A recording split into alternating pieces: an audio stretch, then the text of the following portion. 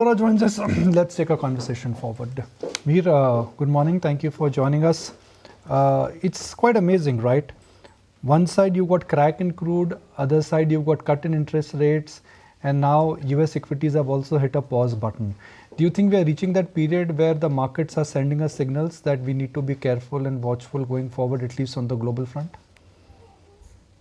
Certainly, because both the data points that you mentioned, lower crude, lower interest rates, basically point to the fact that market is factoring in a US slowdown, probably a bit sharper than expected. And while rate cuts are temporarily good in terms of liquidity for the global markets, we have seen ultimately the growth is what matters, both for India as well as for the rest of the world.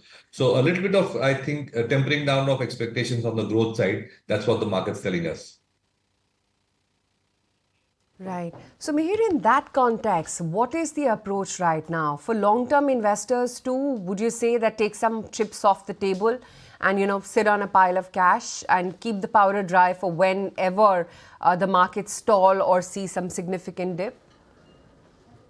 So it depends on what investor you are. If you are a global investor, probably you would want to do that. Uh, for India, the jury is still out because by default, the base case is still that we will continue to grow at around 7% GDP. And 7% in the global scheme of things is pretty good, actually. So India versus the rest of the world, that story continues that we are a shining spot demographics wise, the fact that we did not overstimulate during COVID, so we have enough ammunition left, in terms of consumption coming back, the government spending to continue, etc. So I think India versus the rest of the world story continues. Of course, if the world really dips very sharply, then we will not be unaffected. But as of now, that's not the base case. We are expecting a soft landing in the US, which is okay for India. The theme, of course, continues to be within India to stick to the domestic link segments, not so much for the export link segments or the globally exposed segments like energy, chemicals, metals, etc. Uh, we are reaching a stage, Mir, where nobody wants to sell now. FIs have turned net buyers, DIs have a lot of flows, HNIs are buying. Do you think we are reaching that stage of compulsive FOMO, where suddenly the sellers are on strike? I mean, a little bit of IPO promoter selling, that's about it. But in terms of appetite by investors, I think it's insatiable. Yes, we have seen the flow numbers. Last month also, about 45,000 crores of net inflows into equity mutual funds, equity mutual funds, passive is separate. So the flows continue, but it's not like there is no supply also. So I think it's healthy that we are getting supply from QIBs. That's a big amount that we are getting every month. IPOs, of course, are picking up. Promoter selling is also increasing. So to that extent, I think there is a healthy amount of supply also. I would not say we are completely in a zone where there are no sellers. There is still a balance coming up, and my guess is that as the market keeps going up, we'll see more supply coming in from private equity funds, from promoters, etc.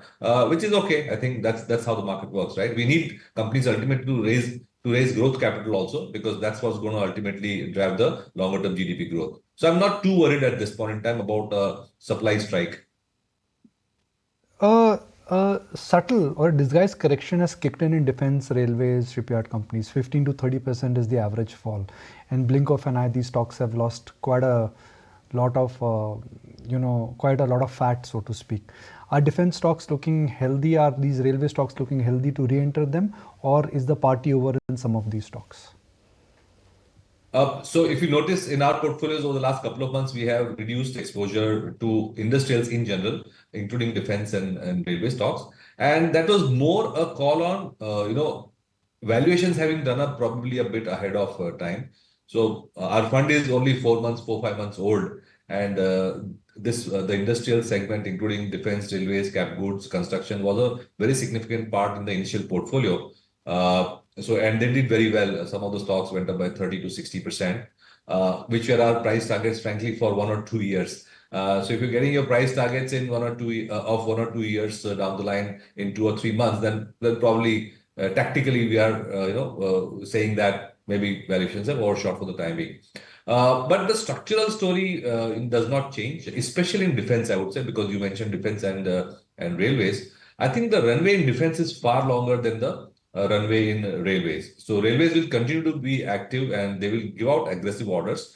But the TAM is only so much. So railways can only spend so much every year. So maybe while companies have 3, 4, 5 years of visibility, beyond a point, there is a limit.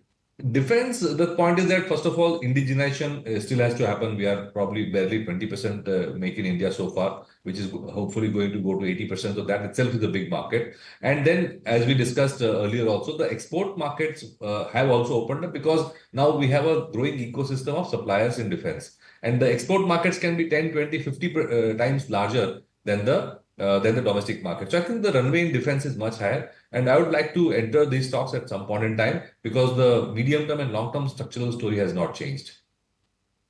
The market is also seeing a rotation back towards FMCG. Is this just a trade or this is an endorsement of how the government policy would move? They could come back to more populist measures could come back. Rural or central of India will start occupying more attention. Are markets voting for this rate of change or there is just a trade in FMCG? I think it's both. And some of the FMCG companies have also given a kind of a hopeful commentary. I would not say it's here and now commentary, but I hope that post monsoon in the second half, they should see volume growth. So it's a combination of a little bit of hopeful commentary by some of the FMCG companies.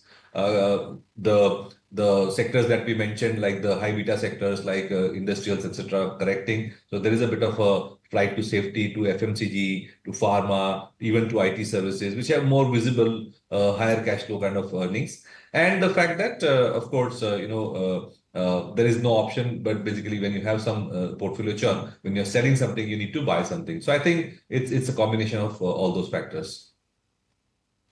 Since you did allude, Mihir, to IT, while the tailwinds are out there, but the headwinds have not gone away, right? I mean, we know that the street is anticipating a recovery in the second half. We know the AI opportunity, the weak rupee, the rate cut expectations, all of them augurs well. But at the same time, Q1 growth has been tepid. There is a global slowdown concern, and then IT is not going to perform well in such environment. And more importantly, the valuations continue to be punchy. So where is it that you lie when it comes to IT? Is it just a tactical trade, or would you say there is meaningful merit in looking at IT for the long haul? Sure. So in IT, you have these mega large companies, the top 4, 5, 6 companies. And then, of course, you have a whole bunch of interesting mid-size or small-size companies which are doing differentiated work. So if I were to look at the bulk of the sector, which is the large companies, frankly, the work that they are doing is quite commoditized. And I think structurally, we are back to the single-digit growth that we saw pre-2019. The 22 and 23 growth that we saw, frankly, was, I think, a one-time shot in the arm because of COVID-linked spending by global companies to beef up their IT infrastructure, online shopping, work from home kind of environment. But that steroid shot is gone. I think the commodity business that the large IT companies are doing, the kind of boring stuff, is not going to help them grow beyond single digits. So I think the large 4, 5 companies I would consider as moderate risk, moderate return kind of a trade where you don't expect multi-bagger kind of returns. But then, like FMCG, you grow at 5, 7, 10%. And that's the kind of long-term returns that you expect from those stocks. The fun probably is in picking stocks in the mid caps and small cap IT stocks because they're companies with different business models, with different verticals and skill sets, which are building some capabilities which are higher growth in their nature. So I think companies which are helping in the ER&D space, something to do with the EV space, something to do with specialized service for financial companies or banks globally, insurance, etc. Or even for that matter, doing work on AI-linked stuff. Those are the kind of companies which will grow faster, and that's where the stock picking opportunities are. So in IT, we are basically going in with a stock by stock approach. The larger companies probably give you kind of predictable but boring kind of returns. All right, Mihir, really appreciate your time. So glad you could join us. If you like this video, then like, share and subscribe to ET Now.